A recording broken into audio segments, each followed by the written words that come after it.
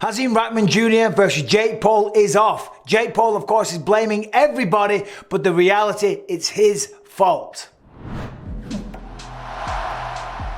Alright, Jake Paul versus Hasim Rahman Jr. was scheduled for August 6th at Madison Square Garden, was set to be the toughest test of Jake Paul's career. And in fact, listen, I had a lot of respect for Jake Paul for taking that bout. It was a proper fight. It was somebody that was a boxer. It's somebody that was young, somebody that was in their prime, and somebody that was the same size of Jake Paul. Actually, Jake Paul is smaller than him, so it was somebody bigger. But sometimes you have to fight people that might be bigger than you. Jake Paul's MO, as we know, was people that didn't box, people that were washed up, people that were way smaller than him. So as I said, I had a lot of respect for Jake Paul for this one. Now, of course, it was supposed to be Tommy Fury, but according to him, Tommy Fury fumbled the bag. Okay, so it went to Hasim Rahman Jr., a man with a record of 15-1, so a very, very good record. Now, I know what people say, because I said this last time at the time when I gave him props. People said, oh, he's fought nobody. Hasim Rahman Jr. has fought nothing but cans. Yeah, well, that's boxing for you. That's how it goes in your first 10, 15 fights or so. So nothing out of the ordinary there. And certainly Jake Paul hasn't fought anyone decent. Yes, he keeps talking about the Tyron Woodley victory. Of course, fair play, not bad. But Tyron Woodley was way past his prime and just didn't have the fire anymore. Much respect to Tyron Woodley. Not talking shit about him, but the fire just isn't there. That fight, that spirit that made him a world champion, it's gone out. It's gone out. And it happens to everyone. It's happened to me. I'm an old fart on YouTube for crying out loud. So, anyway, Hasim Rahman Jr. versus Jake Paul was scheduled for August 6th. But as we know, Jake Paul came out and put a statement that the weight wasn't coming off Hasim Rahman Jr. as it was supposed to. Okay? Apparently, he was something like 230. They agreed to weigh in at 200 pounds. And then they were checking the weight, and it seems that the weight wasn't coming off accordingly. Hasim Rahman Jr. asked if they could move the fight to 205 pounds. Apparently Jake Paul agreed. And then apparently Hasim Rahman Jr. came back and said, no, I want it at 215 pounds now. And Jake Paul said, no. So now he's blaming everyone under the sun, predominantly Hasim Rahman Jr., because the fight is off, okay? And I don't quite understand this. Now, of course, he's going to come in and blame Rahman. He's going to use the Athletic Commission. He's going to say that the weight wasn't coming off accordingly. But the fight could have still have gone ahead. Simple as that. People cut weight.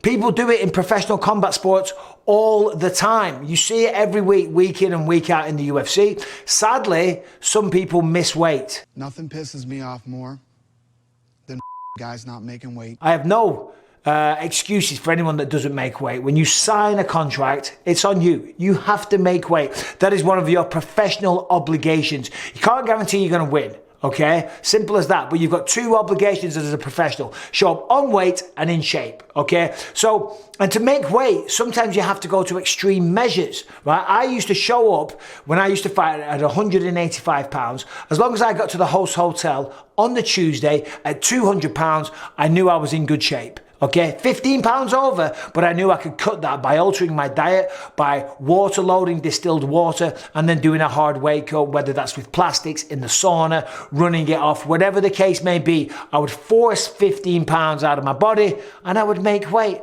And I did that throughout my entire career. And combat sports athletes and wrestlers and boxers and mixed martial artists do it every single weekend.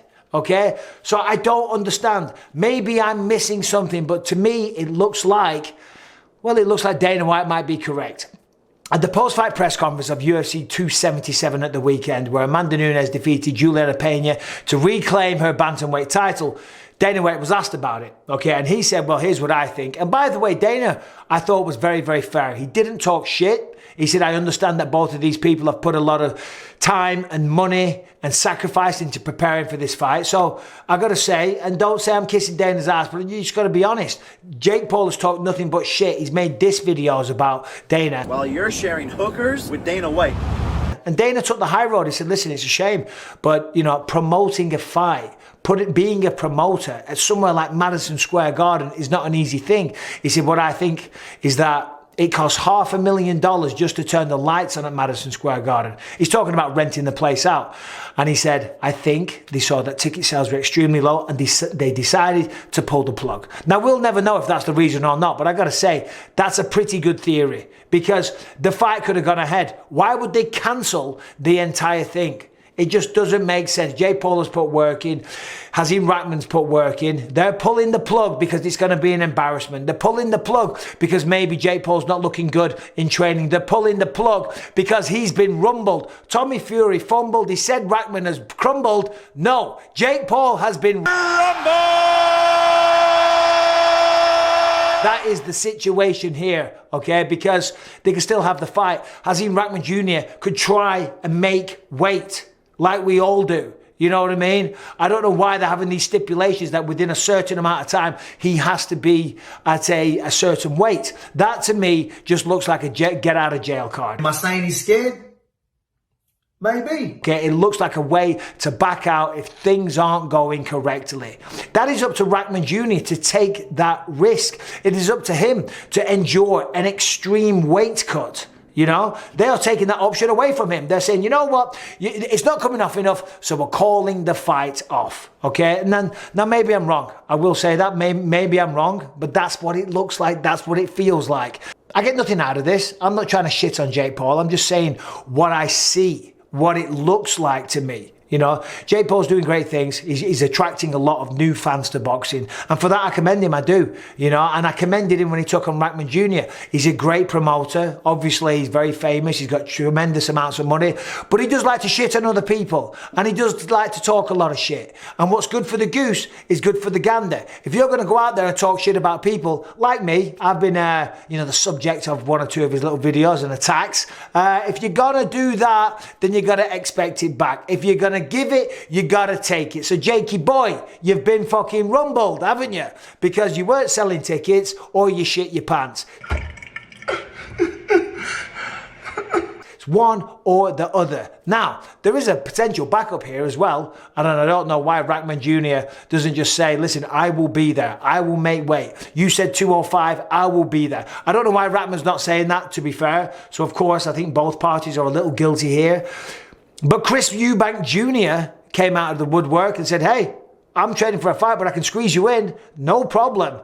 Silence. Crickets from the Jake Paul camp. And listen, if anything, Chris Eubank Jr., son of the legend Chris Eubank, he fits the MO. He's smaller. The only problem is he is a very, very good boxer. He's a fierce boxer. He's extremely skilled. He's very, very fast. And of course, he's got a tremendous amount of experience. So that's not what Jake's looking for. So, if anything, I'm kind of disappointed, you know, because I was looking forward to that fight because it was the first time.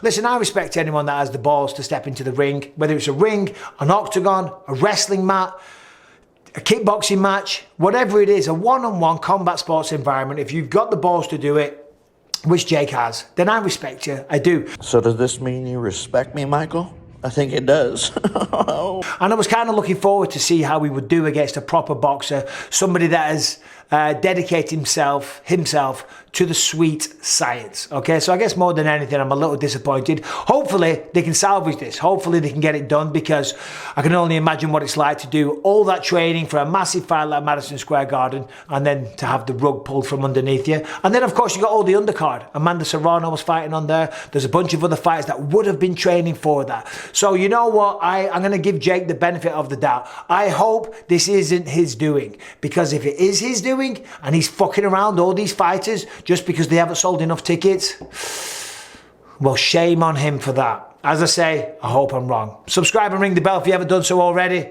Take care.